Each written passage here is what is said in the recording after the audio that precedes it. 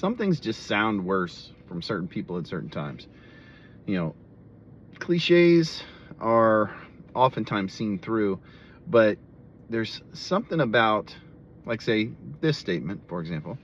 Remember, gang, the difference between ordinary and extraordinary is that little extra. All right, that's all I have for you today. Let's have a great shift.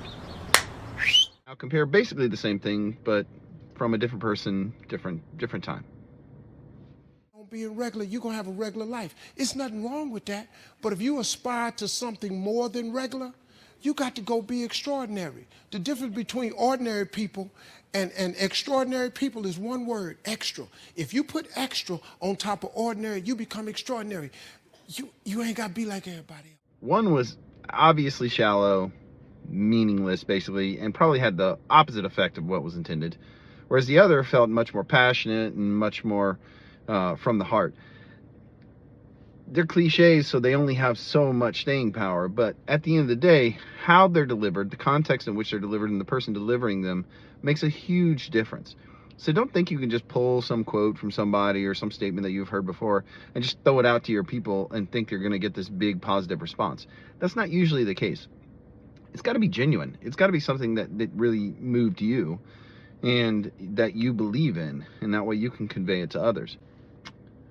It's true that just some phrases are just lame. They're just not good anymore. Maybe they were when they were first spoken or said or used, but now they're just used so often that they've kind of lost all their meaning.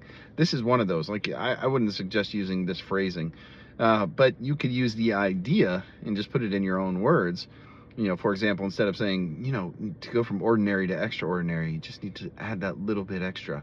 You know, maybe change it into a percentage or something where you can say, you know, the difference between a win and a loss in a basketball game is 5% from field goal percentage.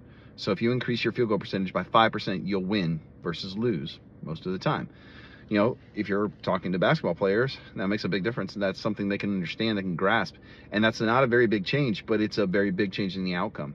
And just changing the wording and the verbiage and the application makes it much more of a poignant statement as opposed to some fluff that you heard on the internet. So, good luck.